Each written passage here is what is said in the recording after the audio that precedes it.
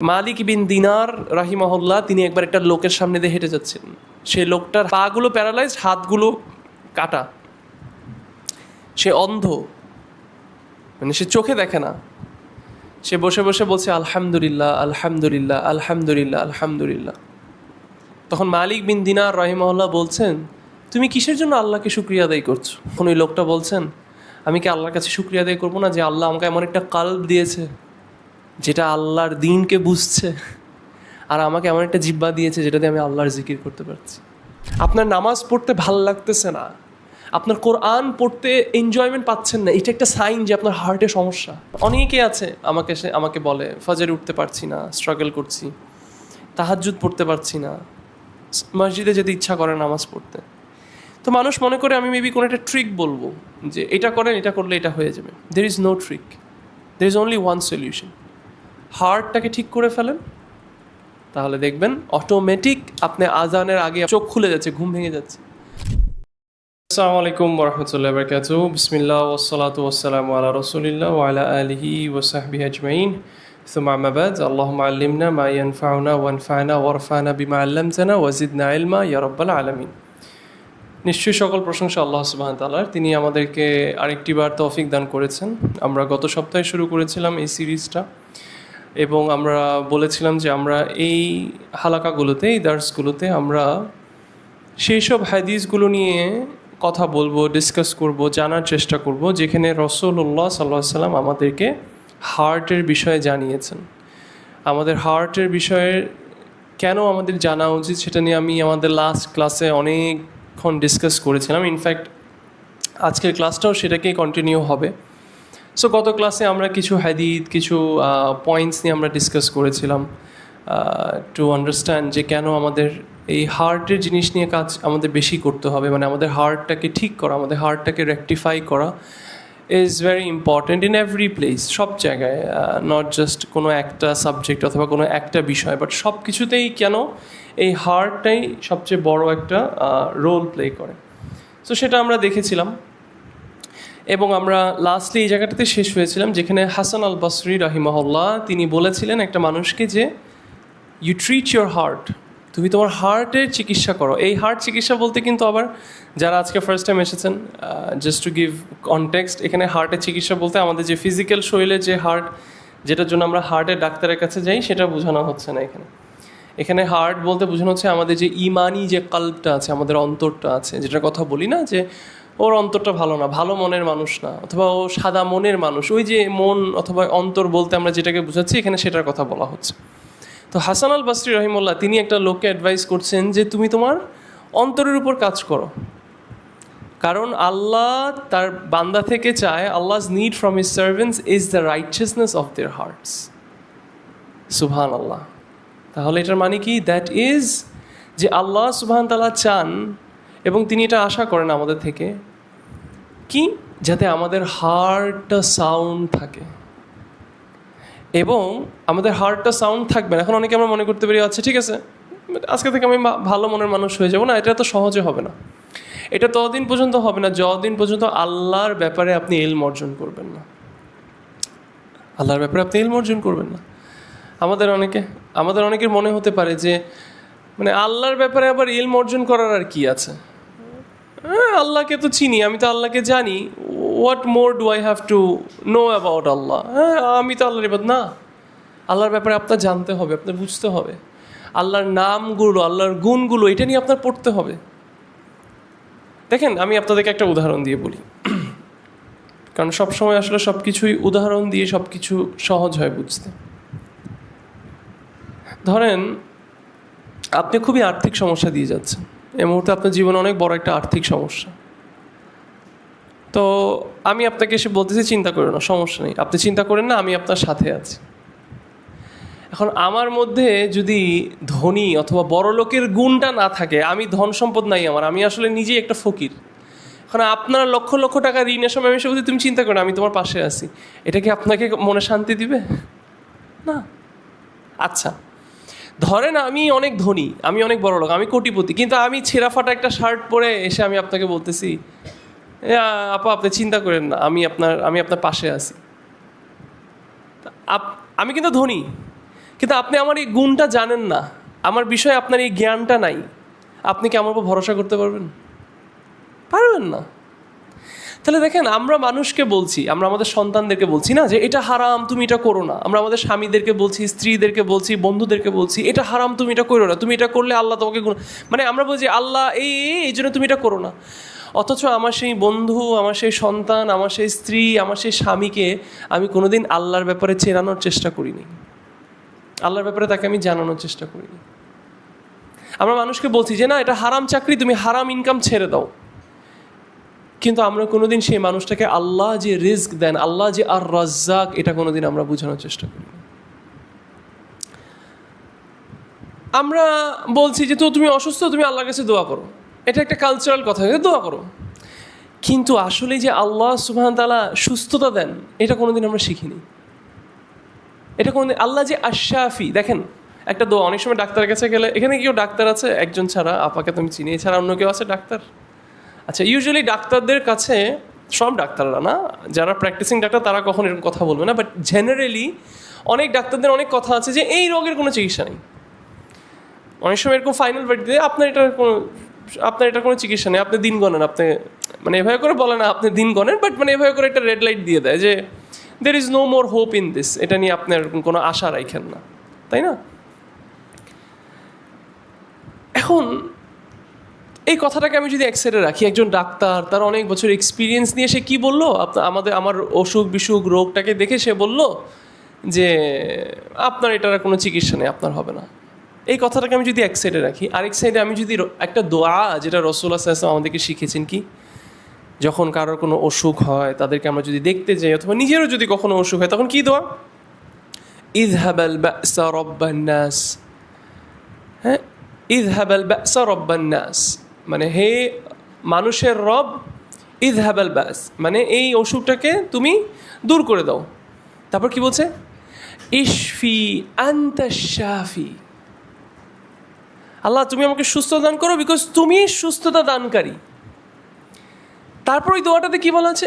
লা শিফা ইল্লা শিফাউক, নেই কোনো সুস্থ, মানে নেই কোনো চিকিৎসা, আমি বাংলায় ট্রান্সলেট একটু ডানে বামে হতে পারে, বাট আশা করি আপনি, মানে there is no cure except for your cure, আপনার চিকিৎসা ছাড়া আল্লাহ আর কোনো, এটাকে আপনি কি বলবেন সেই ডাক্তারের ভার্ডিক্টে যে বলতেছে আর কোনো, এটার আর কোনো সুস্থতা নেই, এটার আর কোনো চিকিৎসা নেই? What will you say to this? সুবহানাল্লাহ। লা শিফা ইল্লা শিফাউক শিফাআন লা ইউগাদিরু সাকামা, আল্লাহ এমন সুস্থতা দেন যে যেটা কোনো আসার, কোনো ট্রেসেস আর রেখে যাবে না, মানে এটার কোনো চিহ্ন থাকবে না, এরকম টাইপস আর কি কথা। তাহলে এই দোয়ার সামনে আপনি সেই কথাটাকে কীভাবে রাখবেন? এখন দেখেন, যখন ধরেন আমি খুব অসুস্থ, যেমন ধরেন আমার বাস্তব উদাহরণ দিই, আমার ছোটো মেয়ে, তো রিসেন্টলি সে খুব অসুস্থ। সবার এখন যে অসুখটা হচ্ছে, মোস্টলি আমার যেটা ধারণা হচ্ছে চিকনগুনিয়া মেবি হয়েছে। দেখেন, আপনারা বলতে পারেন মেবি কেন বলতেছেন, কারণ আমি এখনও যেটা টেস্ট করাইনি, অথবা I am not very much bothered about this. যাই হোক, এটা শুনে এখন অনেকে কত খারাপ না, খারাপটা জিনিসটা একটু বোঝার চেষ্টা করে। যখন আমাকে কেউ জিজ্ঞেস করে আপনার মেয়ের কী অবস্থা, আমি বলি যে ওইটা অসুস্থ, আলহামদুলিল্লাহ, আল্লাহ সুবহানাহু ওয়া তাআলা সুস্থ। হ্যাঁ, আপনারা কী করতেছেন? এখন আমি যদি তাকে বলি যে আমি ওর জন্য দোয়া করছি, আমি ওকে রোকেয়া করছি, আমি ওকে জামজাম পানি খাওয়াচ্ছি, আমি ওকে জামজাম পানি দিয়ে ওকে, ডাক্তার দেখান নাই? আমি কিন্তু বলছি না ডাক্তার দেখায়েন না, that's not what I am saying, but আমি জাস্ট এটা রেগুলার লাইফের, কারণ আমরা যেরকম অভ্যাস হয়ে গেছি, একটা কথা হলেই ডাক্তার, কথা হলেই ডাক্তার, কথা হলেই ওষুধ, কথা হলেই ওষুধ, কিছু হলেই গ্যাস্ট্রিকের ওষুধ, কিছু হলেই মাথা ব্যথার ওষুধ, তাই না? কিছু ওষুধ তো আমাদের আসেই সেট। তো আমাদের মুসলিমদের এগুলো করতে করতে অনেক আস্তে আস্তে কিন্তু তাওয়াক্কুল ওষুধের উপর হয়ে যায়। এখন তার উপরে যখন আমরা আমার আল্লাহকেই চিনি না, যে আল্লাহই তো শিফা দেয়, তখন এই দোয়াটা আর আমাকে কাজে দিচ্ছে না, ওই দোয়াটা আমার তখন মন থেকে আসতেছে না। তখন যখন জিজ্ঞেস আপনি কী করতেছেন, আমি দোয়া করছি ওর জন্য, আমি রোকেয়া করছি ওর জন্য। কি বলেন? ডাক্তার দেখাবেন না, ওষুধ খাওয়াবেন না? কিন্তু সত্যি জানেন, জীবনে এরকম অনেকবার অনেক অসুখ বিসুখ আছে, অনেকে বলছে হ্যাঁ এটা এরকম, বাট আমি একদম শেষ পর্যন্ত আমি আল্লাহর উপর ভরসা রেখে আমি চেষ্টা করছি যে না, দিস উইল ওয়ার্ক আউট। আমি আল্লাহর কাছে দোয়া করছি, আমি রোকেয়া করছি, আমি আলহামদুলিল্লাহ I got the cure. Again অবশ্যই আমরা ডাক্তার কাছে যাব, সঠিক নিয়ত থাকলে যেতে কোনো সমস্যা নেই। ডাক্তার যেরকম রোকেয়া করাটাও একটা আসবাব, জমজম পানি খাওয়াটাও যেরকম একটা আসবাব, ডাক্তারের কাছে যাওয়াটাও সেরকম একটা আসবাব, ওষুধ খাওয়াটাও সেরকম একটা আসবাব। কোনো ডাক্তার কখনো বলতে পারে না যে আমার কাছে আসলে গ্যারান্টির চিকিৎসা।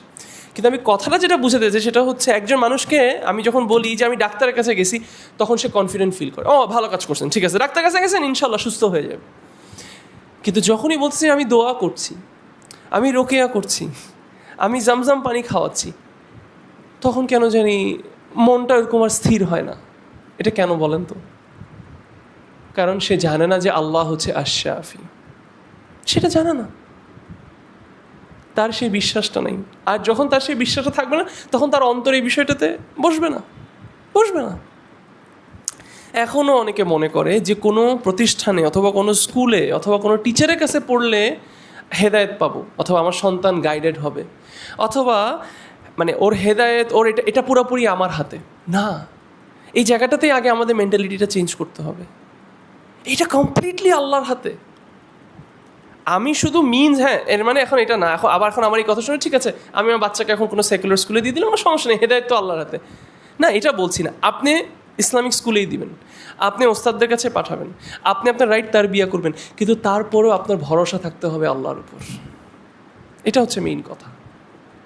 কিন্তু আপনি তো সেই ভরসা করতে পারবেন না যদি আপনি আল্লাহর ব্যাপারে ইলম অর্জন না করেন। এটাকেই বলে আল্লাহর ব্যাপারে ইলম অর্জন করা। আল্লাহর ব্যাপারে ইলম অর্জন করা মানে কোনো টেকনিক্যাল জিনিস শুধু জানা তা না, আল্লাহকে চেনা, আল্লাহকে জানা, যাতে আল্লাহর উপর আরও বেশি ভরসা করতে পারি। এই অন্তরটা তখনই গিয়ে সঠিক হবে, কারেক্ট হবে। So the knowledge of Allah, His greatness, His love, His fear, His awe, His hope and reliance upon Him, and they are filled with that. তখন হার্টগুলো এটা দিয়ে যখন ফিল হবে, তখন হার্টটা will be sound, ইনশাআল্লাহ বিইذنিল্লাহ। And this is তৌহিদ। এটাই তৌহিদ।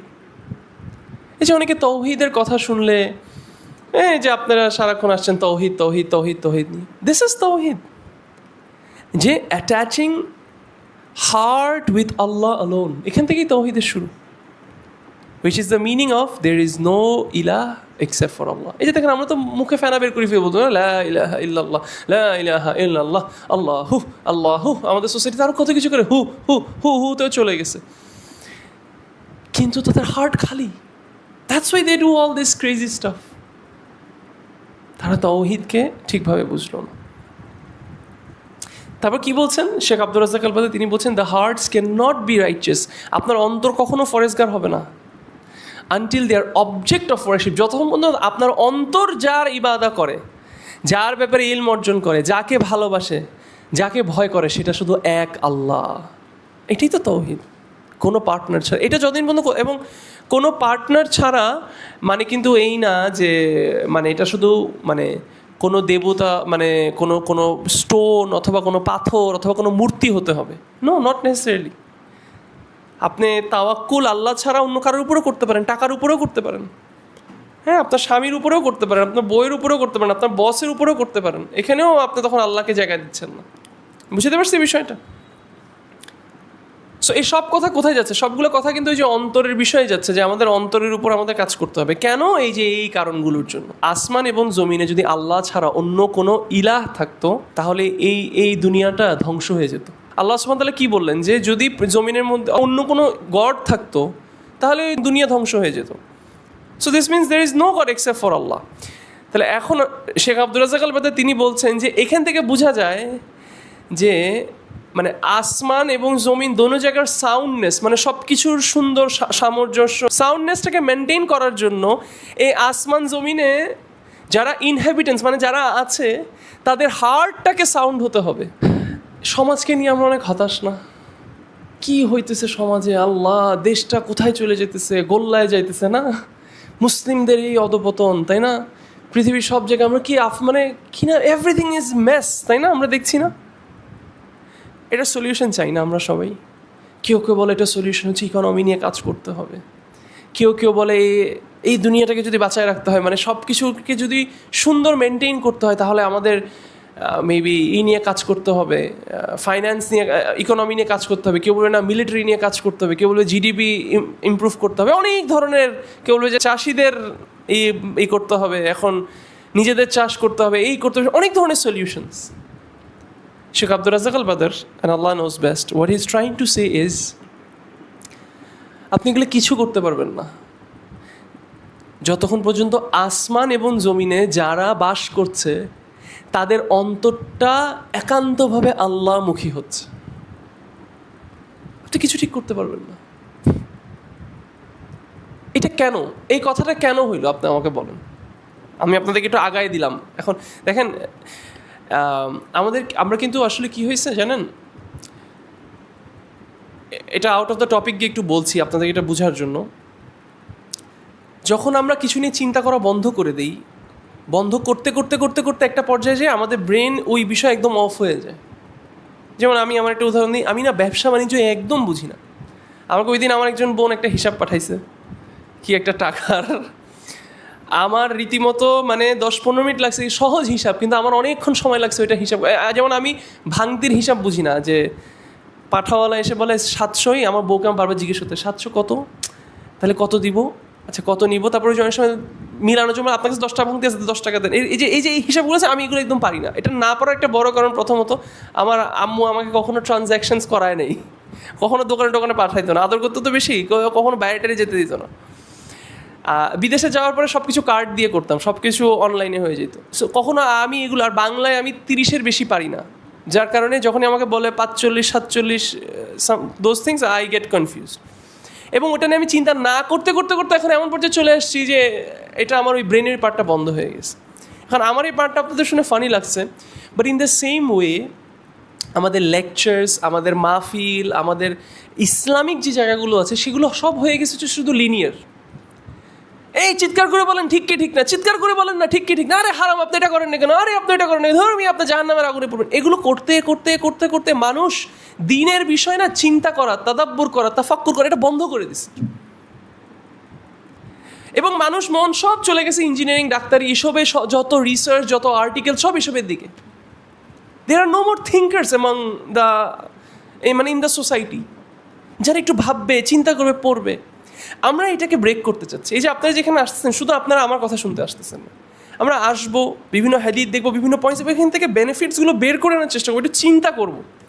তা আমি আপনাদেরকে একটু আগায় দিচ্ছি। দেখেন কি বলছে, মিলাই আসি। বলছে আসমান জমিনকে আপনি ঠিক করতে পারবেন না যতক্ষণ পর্যন্ত এই আসমান জমিনে যারা থাকে তাদের অন্তরটা আল্লাহর দিকে এককভাবে ঝুঁকবে না, এক আল্লাহর ইবাদত করবে না, মানে আল্লাহর দিকে ভালোবাসা, ভয়, ইবাদা, চিন্তা, ধ্যান ধারণা, এই হার্টটা সেই মুখী হয়ে যাবে। কেন এই কথাটা বলেন?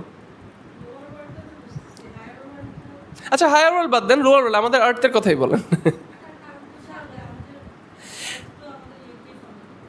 কারণ এই আর্থের মধ্যে যে ফাসাদ হচ্ছে, যে করাপশন হচ্ছে, এটা তো আমাদের কর্ম দিয়ে হচ্ছে না, তা আমার কর্ম, তার কি বলছে, and the movements of the body follow the movements and will of the heart. তাহলে আমার হার্ট যদি ঠিক না হয় তাহলে আমার মুভমেন্টস ঠিক হবে না। মুভমেন্টস ঠিক না হওয়া মানে হচ্ছে আমার মুভমেন্টস করাপ্টেড মুভমেন্টস, কাজকর্ম খারাপ, therefore earth will be corrupted. Make sense sisters? বুঝছি সবাই বিষয়টা? You have to think this way. One of my শেখ, হি টোল্ড আস দিস, যে দেখো তোমাদেরকে তো এরকম বই দিয়ে দিতে পারতাম, নাও হাতে বই নিয়ে নাও, বাসায় বসে বসে পড়ো। বাট এই জিনিসগুলো কিন্তু আবার ওয়েস্টে আমি দেখেছি ডিসবিলিভার্সরা তাদের সায়েন্স নিয়ে তারা এগুলো করে কিন্তু। এবং I was in the UK for a small amount of time. আমি আমার ফ্যামিলিকে নিয়ে আমি ইউকেতে ছিলাম, সো লন্ডনে ছিলাম। তো আমরা একবার ওখানের যে বড় মিউজিয়াম, সেখানে আমরা গিয়েছিলাম। তারপর আমি এরকম মানে বিভিন্ন লাইব্রেরিজ দিয়ে আমি পাস করতাম, আমার ইউনিভার্সিটিতে যাওয়ার পথে বিভিন্ন লাইব্রেরিজ দিয়ে আমি পাস করতাম। মানে এই জায়গাগুলো যখন যেতাম না, সব ডিসবিলিভার্সরা, সব হোয়াইটস দেখে দেখতাম সারাদিন তারা বসে বসে পড়তেছে, তারা বসে বসে আমাদের বই পড়তেছে। আপনারা কি জানেন কোরআনের ম্যানুস্ক্রিপ্ট, কোরআন সাহাবীদের সময় লেখা যে কোরআন, ওই ম্যানুস্ক্রিপ্ট কোথায়? হালি শহরে, হাটাজারিতে, কোথায়? পাকিস্তানে? জানেন কোথায়? ইউকেতে। ইউকে ডিসবিলিভার্সদের মিউজিয়ামে আমাদের কোরআন, যেটা আমাদের সাহাবীরা লিখেছেন, চিন্তা করতে পারেন? আপনারা কি জানেন আমরা আপনারা হতে পারে পড়েন নেই, ফিকের বিভিন্ন বই আছে, হাম্বালি মাযহাবের বিভিন্ন বই আছে, জাদুল মুস্তাকনে, এরকম বিভিন্ন বড় বড় স্কলার্স, ইবেন তাইমি, ওনাদের অনেক বই। জানেন এই বইগুলো মানে ওনাদের হাতে লেখা একদম ম্যানুস্ক্রিপ্ট। এগুলো কারা সংগ্রহ করে রাখছে? বেলজিয়ামে, জার্মানিতে। তারা আমাদেরকে নিয়ে পড়াশোনা করতেছে, আর আমরা আমাদেরকে নিয়ে পড়াশোনা করার ইয়েতে নেই। আমাদের মুসলিমদের গোল হয়ে গেছে খালি কি কোনো রকম পড়াশোনা করবো, ও লেভেলস দিব, ইংলিশ মিডিয়ামে কোনো, তারপর আইএলস কোনো রকম দিব, তোমার লন্ডন আমেরিকায় যাবো, লন্ডন আমেরিকায় গিয়ে আমি বাসনপালা ধুবো, একটু ট্যাক্সি চালাবো, তারপর দেশে একটু ডলার পাঠাবো, বাস আইফোন নিয়ে প্রত্যেক মাসে আসবো, বাস দ্যাট ইজ লাইফ। ভালো স্যালারি হবে, চিন্তাভাবনা বন্ধ। সো আমার যে শেখের কথা বলছি, আমি শেখ উনি একটা কথা বলেছিলেন যে তুমি যখন বই পড়ছো তোমার বারবার বুঝতে হবে, নিজেকে বারবার এক একটা প্যাসেজ পড়ে পড়ে চিন্তা করতে হবে যে কী বলছে এখানে, আমাকে অথর কী বলতে চাচ্ছে, উনি এই কথাটা এইখানে কেন বললো, এটার সাথে আগের কথাটার কানেকশন কি। কানেক্ট করতে পারছেন আপনার এখন ডটটা? আমরা দুনিয়াকে শুধরাতে চাই, আমরা দুনিয়ার মধ্যে ফিতনা ফাসাদ এগুলোকে ঠিক করতে চাই। তাহলে দুনিয়ার মধ্যে ফিতনা ফাসাদ হচ্ছে মানুষের, এই দুনিয়াতে যারা বাস করে তাদের, এটাকে কি অপকর্ম বলে? অপকর্ম মানে ব্যাড ডি, হ্যাঁ, অপকর্মের জন্য, তাই না? তাহলে মানুষের অপকর্ম সুকর্ম হবে না, রাইট? সুকর্ম হবে না যত মধ্যে দেয়ার হার্টস আর নট সাউন্ড। অন্তর যত মধ্যে ঠিক হবে না। অন্তর যখন ঠিক হয়ে যাবে, ওই অন্তর ওই প্রত্যেকটা মানুষের বডিকে ফোর্স করবে রাইট কাজটা করার জন্য। রাইট কাজ যখন একবার করা শুরু হবে, জমিন সুন্দর হয়ে যাবে। আপনি চিন্তা করে দেখেন না, মানে যারা এইচআরে কাজ করে অথবা যারা মানুষদেরকে নিয়ে কাজ করে, তারা এত হতাশ, মানুষের আমানতের কোনো পরোয়া নাই। মানুষকে চিট করতেছে, একটাবার চিন্তা করতেছে না। কেন চিন্তা করছে না? কারণ ওর কাল্ব ওকে বাধা দিচ্ছে না এই খারাপ কাজটা করতে। তার মানে কি ওর কাল্বটা সাউন্ড না। একজন কোরআন শিক্ষক একটা বাচ্চাকে মারতেছে, কিভাবে সে মারতে পারে? একটা কোরআন শিক্ষক একটা বাচ্চাকে গালি দিচ্ছে, তাহলে কিভাবে? এই কোরআন তো বলার কথা ছিল যে এটা বলে হার্টকে ফিক্স করে, তাহলে এটা কেমনে হইতে বলো? তাহলে সে তো কোরআন মুখস্থ, তা তো তার হার্ট তো একদম মানে অন্য লেভেলে থাকার কথা ছিল। Then there is something wrong. There's something massively wrong, and we need to fix that. If its movement and will are for Allah alone, এখানে ইটস বলতে কাকে বোঝানো হচ্ছে? The hearts of the people. If its movement and its will are for Allah alone, then it will, তখন গিয়ে এটা sound হবে, and all the movements of the body are sound with it. তখন শরীরের অঙ্গ প্রত্যঙ্গের কাজকর্মগুলো ঠিক হওয়ার সময়। But if it is for other than Allah ছাড়া যদি এটা অন্য কারোর জন্য হয়, শুরুটা সবসময় শিরক দিয়েই হয়, then it is corrupt, and the movements of the body are corrupted in proportion to the corruption of the heart. যতটুকু আপনার হার্ট করাপ্টেড, ততটুকু আপনার বডি করাপ্টেড হবে, ততটুকু আপনার মুভমেন্টস করাপ্টেড হবে। সুবহানাল্লাহ। যেন রাসূলুল্লাহ সাল্লাল্লাহু আলাইহি ওয়াসাল্লাম কি বলছেন একটা হাদিসের মধ্যে? তিনি বলছেন, whoever gives for the sake of Allah, withholds for the sake of Allah, loves for the sake of Allah, and hates for the sake of Allah, then has indeed perfected his faith. তাহলে এই যে for the sake of Allah, withholds for the sake of, দিচ্ছে আল্লাহর জন্য, দেওয়া বন্ধ করছে আল্লাহর জন্য। দেওয়া বন্ধ মানে শুধু মানে কোনো কিছু থেকে নিজেকে দূর করছে, উইথহোল্ড করছে আল্লাহর জন্য, ভালোবাসছে আল্লাহর জন্য, ঘৃণা করছে আল্লাহর জন্য। এই যে আল্লাহর জন্য বারবার বলছে, এইটা জায়গাটা কোথায়? আমি আপনাকে এটা দিলাম, আচ্ছা দিলাম, এটা ফিজিক্যালি হইলো, কিন্তু আল্লাহর জন্য দিলাম, এই আল্লাহর জন্যটা কোথায় ডিসাইড হচ্ছে? হার্টে। এগুলো করতে করতে তখন গিয়ে হ্যাজ পারফেক্টেড হিজ ফেইথ। ইয়া সালাম। The meaning of this is that when all movements of the heart and limbs are for Allah, এটার অর্থটা হচ্ছে এটাই যে যখন একজন বান্দার অন্তর এবং মানে শরীরের অঙ্গ প্রত্যঙ্গ সব দিয়ে যখন সবগুলোর মুভমেন্টই যখন আল্লাহর জন্য হবে, তখনই তার ঈমানটা কমপ্লিট হবে, আউটওয়ার্ডলি অ্যান্ড ইনওয়ার্ডলি। এবং the soundness of the heart's movements necessitate the soundness of the limbs' movements. If the heart is righteous, containing only the will of Allah and what He desires, the limbs will move only towards what Allah wants. বাস। আপনার গান শুনতে ইচ্ছা করছে, বারবার এই কথাটা বলছি, আপনার গান শুনতে ইচ্ছা করছে, আপনার গীবত করতে ইচ্ছা করছে? গীবত কিন্তু একটা মজার জিনিস, মানে মজার জিনিস বলতে আমি বলছি না যে মানে আমরা মজা পাই, but it's a way of entertainment. কিন্তু আমরা স্কুল লাইফে দেখেছি না, দোস্ত জানোস ও কী করছে বল, এই যে এরকম করে আসি কেন, ডোপামিন রিলিজ করে, একটা মজা দেয়, এন্টারটেইনমেন্ট না? তুই জানোস আজকে ওর কী হয়েছে? হ্যাঁ কী হয়েছে ভাবি জানেন, ওনার তো ডিভোর্স হয়ে গেছে। কী বলেন?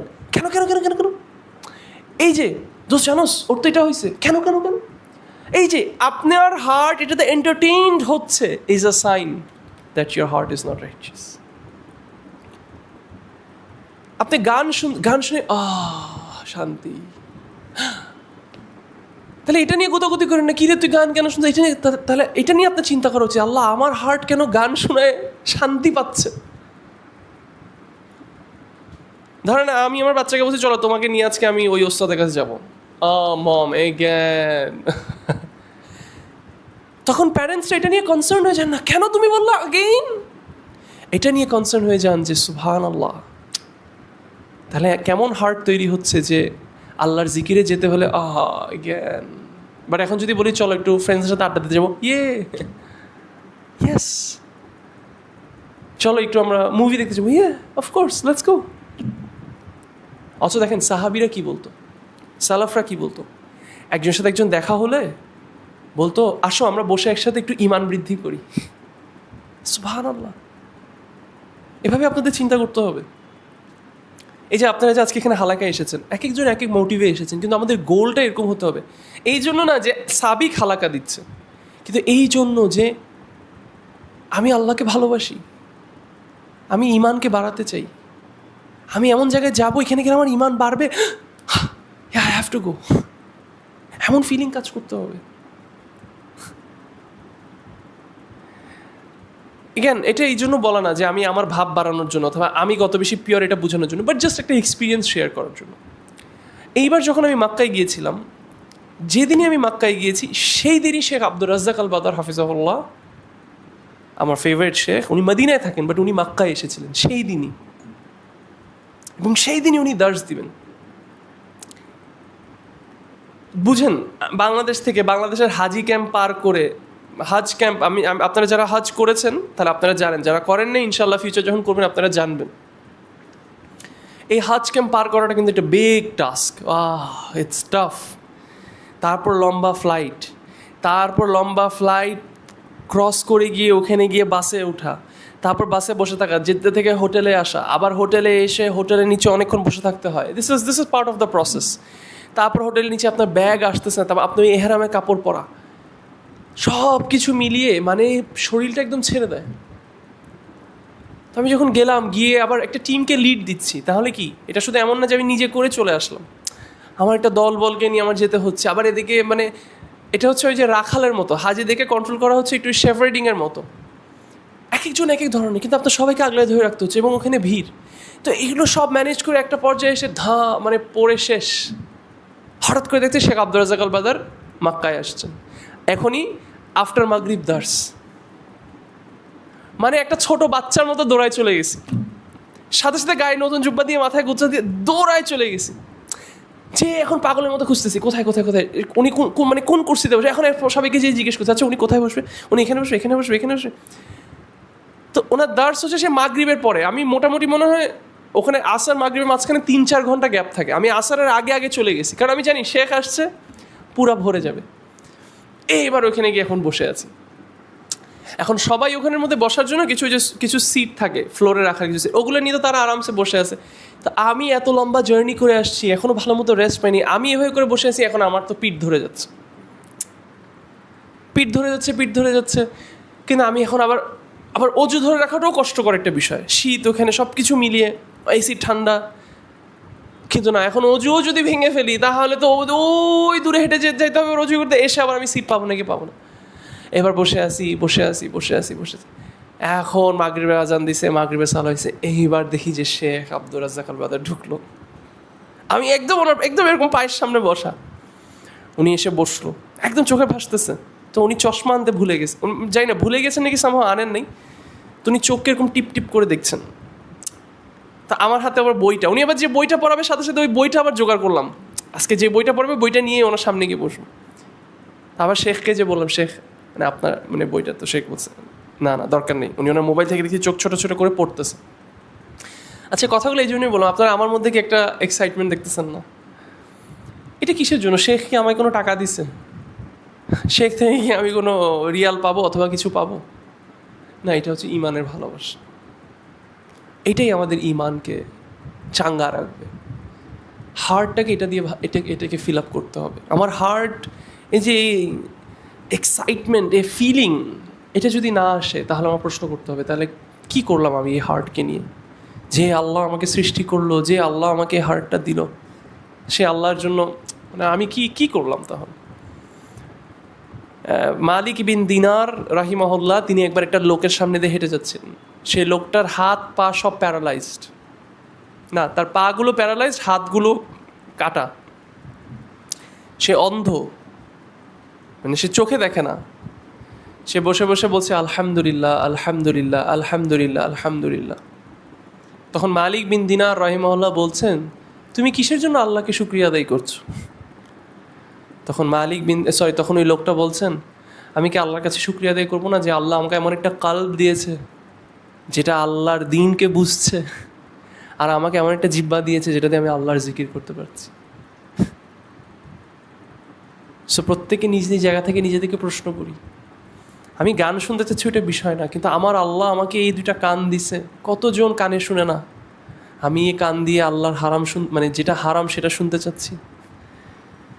আমার গীবত করতে ইচ্ছা করছে, আল্লাহ আমাকে জিহ্বা দিছে, আমি বোবা হইতে পারতাম, আল্লাহ আমাকে জিহ্বা দিছে, আমি আল্লাহর জিকির না করে আমি গীবত করছি, যেটা আমার ধ্বংসের কারণ হয়ে দাঁড়াবে। সুবহানাল্লাহ। আল্লাহ আমাকে দুটো চোখ দিছে, এই চোখ দিয়ে আমি আল্লাহর মুসহাফ না দেখে, আমি ভালো জিনিস না দেখে আমি হারাম জিনিস দেখছি। ইয়া সালাম, এটা বুঝতে হবে।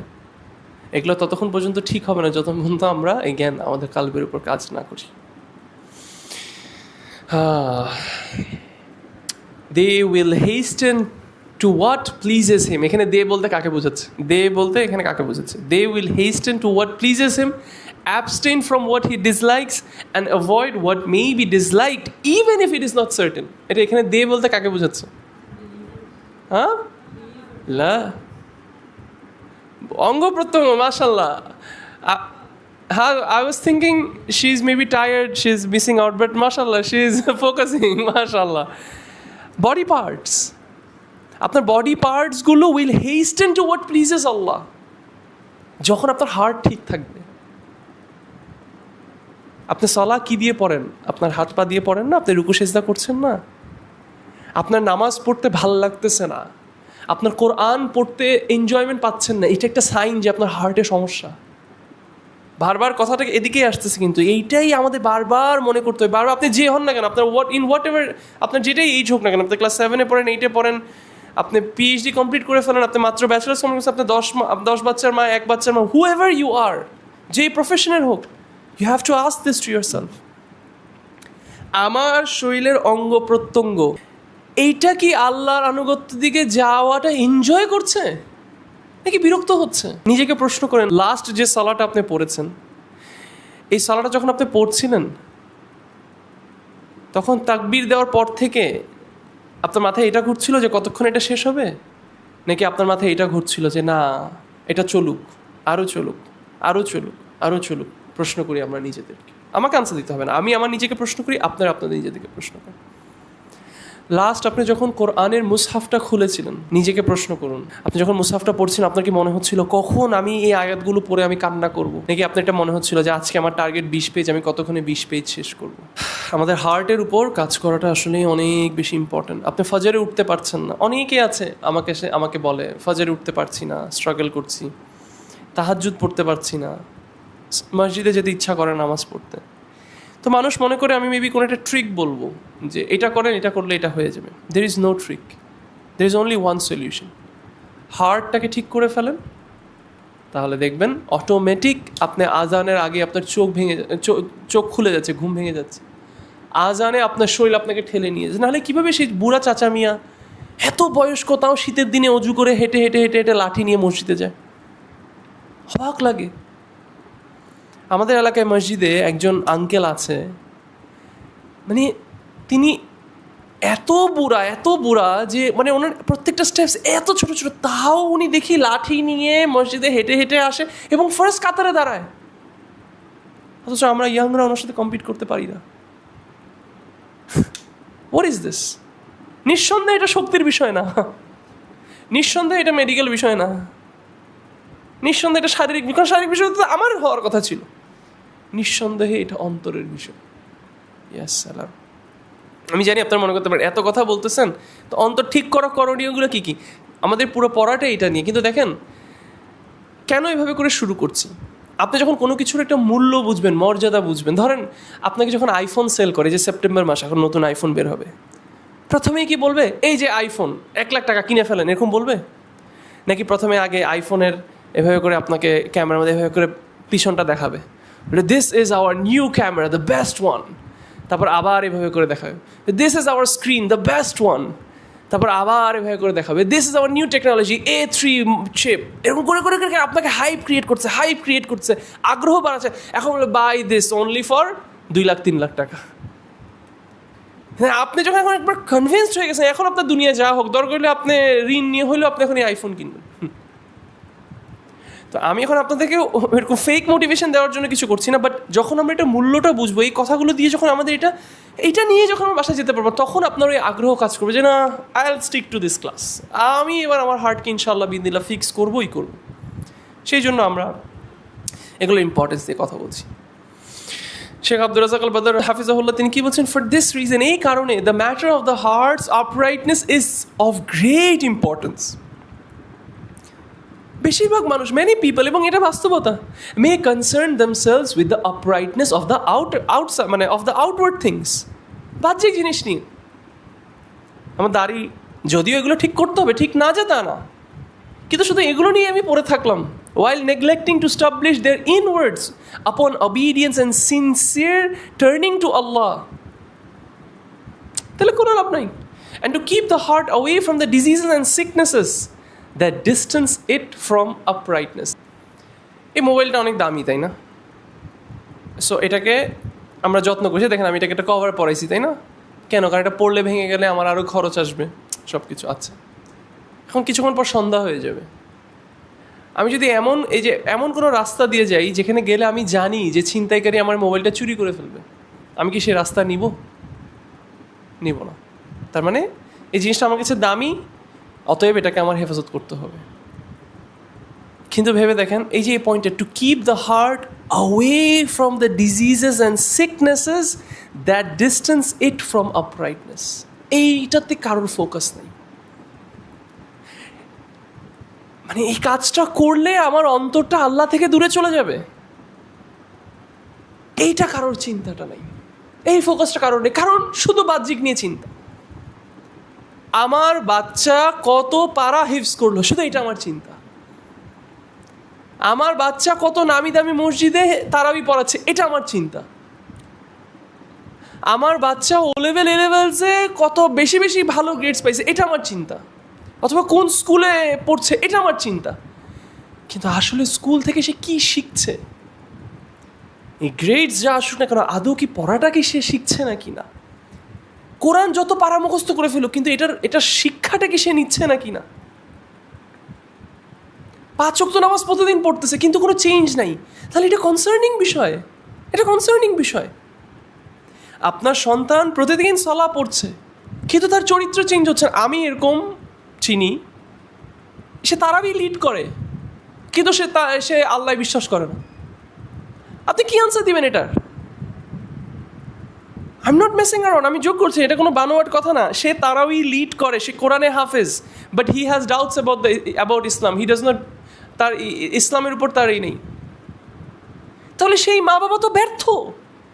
তার সন্তানকে লাথি মেরে মেরে, গুতা মেরে মেরে সে তাকে কোরআন মুখস্থ করাইছে, কিন্তু তার সন্তান এখন ইসলাম থেকে বের হয়ে গেছে। সে তারাবি পড়ে ব্যর্থ। তার এই অন্তরের বিষয়টার জন্য তার তারাবি নামাজও কবুল হবে না। আর এটা যদি তার পিছনে মানুষরা জানে, তাহলে তার পিছনে নামাজ পড়াটা তার জন্য কবুল হবে না। সব কিছু যাচ্ছে, কালবের বিষয় যাচ্ছে। আমরা এটা চিন্তা করছি না। আমরা মা যখন বলছে যে তুমি এরকম ফ্রেন্ডস রেখো না, বাবা যখন বলছে তুমি ওর সাথে মিশো না, আমার কাছে বাবা এই কথাটা কেন বলতেছে আমাকে, আম্মু আমাকে এই কথাটা কেন বলতেছে, আবার আমার এখন মানতেই হবে? নো, তুমি এটা বুঝো যে আমার এই বন্ধুর সাথে চলাফেরা করা আমার হার্টের জন্য হার্মফুল, আমার ইমানের জন্য হার্মফুল। আমার স্বামী আমাকে বলছে পর্দা করতে, এটা চিন্তা হয়ে গেছে ও কেন আমাকে বলবে এটা, who is he to force on me? না, এটা চিন্তা করেন যে আপনি পর্দাটা না করা আপনার জন্য হার্মফুল, আপনার অন্তরকে ধ্বংস করে ফেলছে, আপনার ইমানকে নষ্ট করে ফেলছে। আমার বউ আমাকে বলতেছে স্মোক না করতে, তুমি কি আমাকে বলার? অথবা ওর সাথে না মিশতে, রাত 12টা একটা পর্যন্ত দোকানে বসে আড্ডা না দিতে, অথবা আমাকে বলতেছে বেশি বেশি নামাজ পড়তে। অনেকে বিরক্ত হয়ে যায় এসব কথাগুলো বললে। সুবহানাল্লাহ। তার মানে আমরা এই মোবাইলকে বাঁচানোর জন্য সেই সব রাস্তাকে আমরা অ্যাভয়েড করতে রাজি, যে এটা আমার এই মোবাইলটা চুরি হইতে আমাকে ক্ষতি করবে, কিন্তু আমরা সেই সব সকল রাস্তা গ্রহণ করতে রাজি যেটা আমার ঈমানকে ধ্বংস করে দিবে। এবং আমরা মা বাবার আজকে রাজি হয়ে গেছি আমাদের সন্তানদেরকে, মানে এই মা বাবা তো হাফেজ করাচ্ছে, তাই না? আবার এমনও মা বাবা আছে মেয়ে পর্দা করতে চায়। আমি এমন স্টোরি জানি, নিজে দেখা, মেয়ে পর্দা করতে চায়, তো মেয়ে চোখের লজ্জা বাবা মাকে ডিরেক্ট বলতে পারতেছে না, এটা চিঠি লিখছে বাবা মাকে যে আমি পর্দা করতে চাই। বাবা মা কী করছে, চিঠি পড়ে ওকে ডাকছে, ডেকে ড্রয়িং রুমে দাঁড়া করে ওর হাতে চিঠিটা দিছে। চিঠিতে বসে দেখি পড়, তুই কী লিখছস, তুই পড়, জোরে জোরে পড়। মানে চিন্তা করতে পারেন ইমোশনালি কীভাবে টর্চার করে একটা মানুষকে। সে কান্না করে করে অথবা সে মানে কষ্ট নিয়ে নিয়ে এটা পড়তেছে, লজ্জায় সে শেষ হয়ে যাচ্ছে। তখন তার মা আছে মস্কারি করতেছস, ফাইজলামি লাগাইছস, তোর এখনো বিয়ে হয়নি, তুই এখন পর্দা করতে আসছস। তাহলে আবার ইন্টারেস্টিংলি সেই মা বাবাই যখন তার কয়েক মাস পর কোভিড আসলো, তখন সেই বাবা মেয়ে যদি ঘর থেকে মাস্ক ছাড়া বের হয় দুনিয়া উল্টায় ফেলে। আল্লাহর জন্য যখন সে নিজেকে ঢাকতে চাচ্ছিল আপনি তাকে ঢাকতে দেন নাই, কিন্তু এখন কোভিডের ভয়ে আপনি তাকে ঠিকই ঢাকাচ্ছেন, ফেস ঢাকাচ্ছে, কিন্তু কার জন্য? এটা কোভিডের জন্য, কিন্তু আল্লাহর জন্য নো, দ্যাটস নট নিডেড। ওটা পরে, ওটা আগে বিয়ে হয়ে যাক, বাচ্চা কাচ্চা হয়ে যাক, তারপর। সুবহানাল্লাহ, কোথায় আছি আমরা? অতএব আমাদের এটা বুঝতে হবে নিজে কোন রাস্তা নিচ্ছি, সন্তানের জন্য কোন রাস্তা তৈরি করে দিচ্ছি, আমাদের সন্তানদের বুঝতে হবে। মা বাবা আমাকে যতই বলুক না কেন আমি ভুল রাস্তা নিতে পারবো না, আর মা বাবা যদি আমাকে সঠিক রাস্তা দেখায়, ইয়া সালাম। আপনারা মানে দেখেন, আমার আসলে ওইসব সন্তানদেরকে দেখলে আমার মায়া লাগে, কষ্ট লাগে, কারণ মানে এটা আমি আমার মা বাবাকে নিচু করার জন্য না, it's just for the background. আমার মা বাবাও তাদের মা বাবা থেকে এই শিক্ষাটা পায় নাই, সে কারণে আমাকেও হতে পারে সেভাবে করে ছোটোকালে, মানে এমন না যে খুব খারাপভাবে বড় করেছে, বাট দিনের যে শিক্ষাগুলো যেটা মানে খুব গুরুতরভাবে দেওয়া উচিত সেটা হতে পারে দেওয়া হয়নি। But it is a miracle of Allah, Allah সুবহানাহু ওয়া তাআলা chooses whoever he wishes, Allah choose করেছে। তো তখন এসে মনে হলো, তো আমার একটা এক্সপিরিয়েন্স আপনাদের সাথে শেয়ার করি। আমি অ্যারাবিক শিখতে চাচ্ছিলাম, খুব আগ্রহ ছিল আমার ওই সময় অ্যারাবিক শেখার। তো বাবা মার সাথে তখনও শেয়ার করার ভাবে করে মানে জানি না ভাবে শেয়ার করবো নাকি করবো না, তো ভাবলাম নিজে নিজে একটু খবর নিই। টিচারকে ফোন, মানে একটা টিচারের খবর পাইছেন, তো টিচারকে যখন ফোন দিলাম, বলছে আমি আপনার কাছে আরবি শিখতে চাই। তিনি বলছে হ্যাঁ, কিন্তু আমি তো 4,000 টাকা প্রত্যেক মাসে 4,000, মানে ওই সময় 4,000 টাকা তো অনেক টাকা। আবার এত বুড়াও না আমি, ওই সময় 4,000 বলতে আমি যখন স্কুল লাইফে 9-10-এ পড়ি, 8-9-এ পড়ি, তখন 4,000 টাকা একটা ছেলে দেওয়া এটা তো পসিবল না যদি তার বাবা মা না দেয়। ফিজিক্স, কেমিস্ট্রি, বায়োলজি অনেক টাকা দিয়ে পড়তেছি, কিন্তু এই সাবজেক্ট পড়ার তো আমার কাছে তো সে টাকা নাই, কীভাবে পড়বো আমি তার কাছে? তো টিচার নেবেন আমাকে। আবার মা বাবাকেও যে বলবো এমন না যে আমার বাবা মা এরকম খুব এক্সট্রিমিস্ট, বাট ওই সাহসটাও হচ্ছিল না যে এখন গিয়ে বলবো এরকম আলাদা করে। তো এখন এরকম অনেক প্যারেন্টস দেখি যে সেই মা অথবা সেই বাবা তার বাচ্চাকে নিয়ে কী আগ্রহ নিয়ে আসে, আমার বাচ্চা আরবি শিখবে। সেই মা হতে পারে আরবি শিখেছে, বাবা হতে পারে আরবি শিখেছে, সন্তানও চায় যে আরবি শিখবে, কিন্তু সন্তানের কোনো এইটার মূল্যায়ন নেই, এটাকে মূল্য করে না সেই সন্তান। বাবা মা ভালো কথা বলছে, এটা মূল্য করে না। তো তাদেরকে দেখলে আমার কষ্ট হয়। কেন? কারণ ওই সময় কান্নাগুলো আমার মনে আছে, কীভাবে কান্না করতাম, ইস আরবিটা যদি একটু শিখতে পারতাম, ইস একটু অ্যারাবিক লেকচার যদি বুঝতাম, ওই কষ্টটা, ওই মানে জেদ এবং ওই খিদাটা। আর এখন বাচ্চাদেরকে দেখে তোকে দিচ্ছে, তুই নিতে চাচ্ছস না। বুঝতে হবে মুসলিম হিসাবে কোন রাস্তাটা আমার অন্তরের জন্য কল্যাণকর এবং কোন রাস্তাটা আমার অন্তরের জন্য কল্যাণকর না। অনেক কথা হয়ে গেল, প্রত্যেকবারের মতো এবারও বলবো, কথা বলা আসলে অনেক সহজ, কিন্তু সেই কথার উপর আমল করাটাই হচ্ছে মেইন জিনিস। তো আমি যদি কোনো কিছু ভুল বলে থাকি, এটা আমার থেকে এবং শয়তান থেকে, Allah is messenger is free from it. আজকের জন্য এতটুকু, ইনশাআল্লাহ আমরা নেক্সট ক্লাসে আবার বাকি স্লাইডসগুলো কন্টিনিউ করবো। সুবহানাকাল্লাহুম্মা বিহামদিক ওয়া নাশহাদু আল্লা ইলাহা ইল্লা আনতা ওয়া নাস্তাগফিরুকা ওয়া আতুবু ইলাইক।